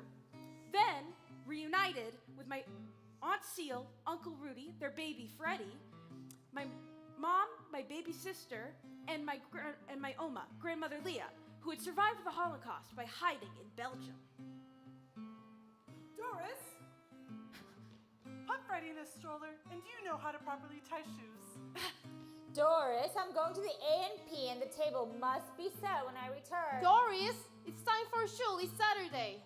Doris, tonight's dinner is brisket and boiled potatoes. Doris, would you like to come over for dinner tonight? Just me, my mother, and father. We can go ice skating and watch the Arthur Comfort show. She is living the dream. But who am I? What is my dream? Time passed. So then Joey asked me out the day I wore the red dress, and it was perfect, Freddie Doris. calls in everything. He's the light of my life. Doris, you must find a job. Doris, remember, a man likes a woman that is chaste. But who am I? What am I going to do with my life? I wasn't a dancer or a budding physicist, though I got good grades, and I didn't have a boyfriend. Well, I started working for a Holocaust survivor who was importing knitting machines. He gave me the idea to enroll at FIT. The very first day of class, I almost stopped in my tracks, for there was the most handsome man I had ever seen. Wow! Transfixed, I ran to my friend in Queens. Gail, I met the man I'm gonna marry today. What? What's his name? I don't know, but I'm 100% certain I'm gonna marry him. Shh, Doris, if anyone hears you talking like this, they're gonna think you're cuckoo bananas. Back in class, another student came up to me and said, Hey, Doris, do you want to meet this new guy, Marvin Schechter? Well, we were married within 3 months. Marvin and I were really in love. This is the beginning of my American dream. Let's move to Bayside. So we did. We had 5 children, and the house was beginning to feel a bit cramped. So Marvin said, It's okay, we can build an addition. and I was like, no, I don't want to have the biggest house on the block. So I had an idea. I said to Marvin, let's move to Kings Point, the most beautiful neighborhood I've ever seen. So we did. There I was with my dog, my Ford station wagon, my 5 kids, Philip, Stuart, Laura, Renee, and Dina. And I thought, I achieved it. I achieved the American dream. Then people around me started getting divorced. Maybe the dream doesn't last? My kids were growing up, and I started thinking, what am I going to do now? One day, I remember looking in the mirror, and I saw 2 empty eyes staring back at me, like the ones Elie Wiesel wrote about in Night. Nothing but 2 open wounds, 2 pits. Who am I?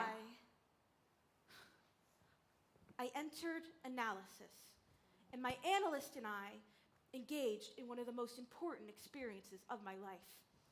At Fort Ontario, Reader's Digest had approached my father to write a memoir detailing his experiences during the war. I had never read it, but my analyst said, It's time. I could barely get through it. I cried after every word.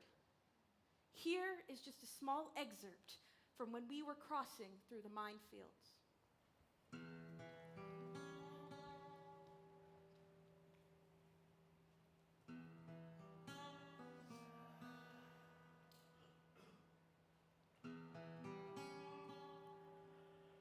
I carried a newborn, I had to pay attention that she would keep quiet, so not to let the Germans guards notice us by crying. At the same time, I had to support my wife, who could hardly stand. Unfortunately, my wife and Dorrit lost their shoes in the knee-deep mud. I had to continue barefoot. Dorrit, she was courageous. Without complaining, without grumbling, the little 5-year-old walked on our side for hours. And thus, we went through the dark nights, sometimes lighted by cannons, up and down over meadows and riverbeds. Since we could not go ahead fast, we were left completely alone. And thus, we went fearful on the footprints of the one ahead in the middle of the minefields. Hours and hours we walked without resting. We could not walk anymore until we finally saw a few houses. Go to the first one and see an English guard. Thank God. Rescue. This is what I come from. This is who I come from. This is who I am. Well, what happened next?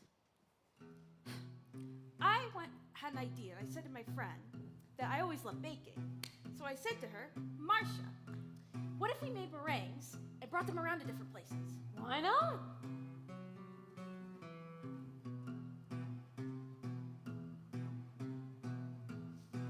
So we made meringues. We were like Lucy and Ethel. We started bringing them around to different places, such as Serendipities, O'Neill's, and Macy's, to name a few. Then I said, Marsh, I'm tired of going from place to place. Let's open a bakery. So we opened a bakery in Great Neck. Then Marcia told me she was going to China. Oh, well. So I had a choice. I could either keep expanding, finding myself, and following this dream, or I could surrender, and everything would stay the same. Don't stop now, This Doris. is who you are. Do for yourself. Be proud, Doris. Don't stop now. This is who you are. Do it for yourself. Be proud, Doris. Don't This stop is who now. you are. Do it for Be yourself. proud, Doris. Be proud, Doris.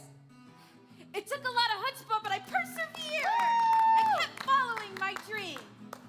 I realized that I had to be true to myself, to who I am, just like my father, who had never compromised his dietary laws when we were interned in Italy.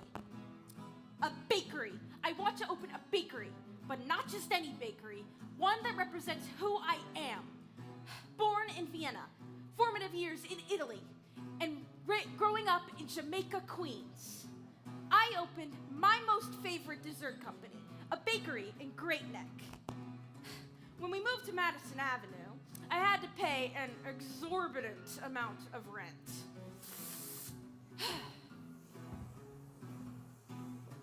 Wow. We served breakfast, lunch, and dinner, and Italian vegetarian food. That way, everyone could eat under my roof. Then we moved to the theater district. My customers asked me if we could go under the OU, and I said, if Coca-Cola can do it, then so can we. That way, everyone can eat under my roof. Yes. Yes, Doris! You did it! Woohoo! This was my dream, to make a crossroads for the Jewish world in New York City, and for everyone to be able to eat under my roof. What I would like is to share a meal with all of you. But first, there are two very important people that I must introduce to you. My story would not be complete without them. The first is Ruth Gruber, the intrepid American official who escorted us on the USNS Henry Gibbons and later became a friend and mentor to me. The second, well, the second can speak for herself.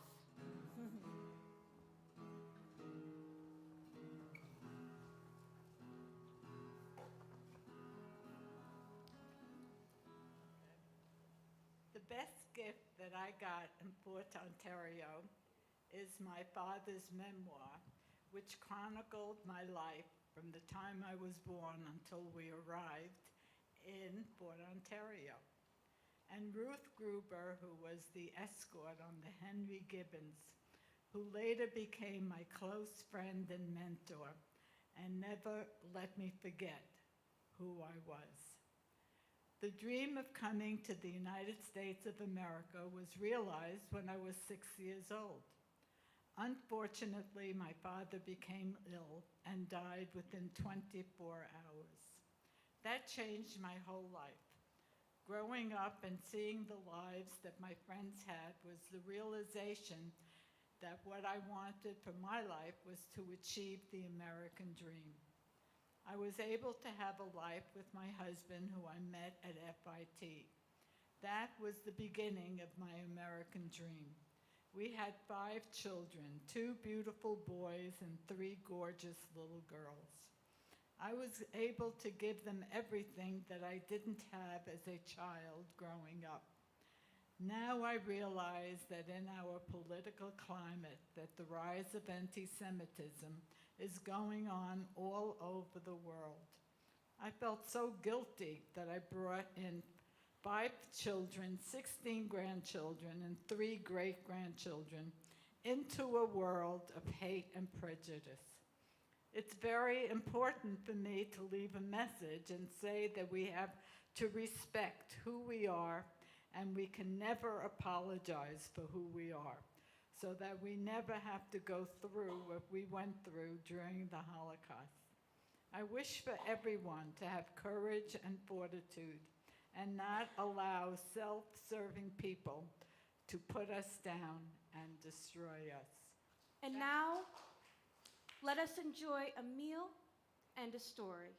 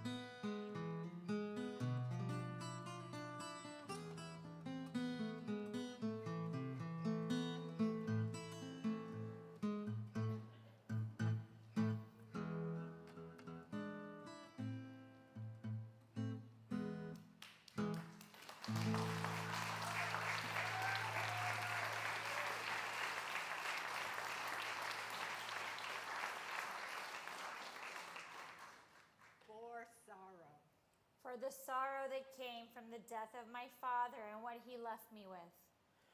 I incorporated the promise he made me. We will have a new life in America. For fear. For the fear that started in my childhood and never left me.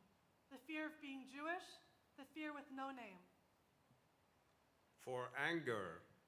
There was a time when anger was the only emotion I knew. Today, love, depression, and a rainbow of other emotions have fulfilled me, leaving anger diminished in its proper place. For family. Be involved, work together, and set aside your own emotions to be with those you love. For hope. I have hope for all of us and hope that Jews all over the world will have peace. For being proud of who we are.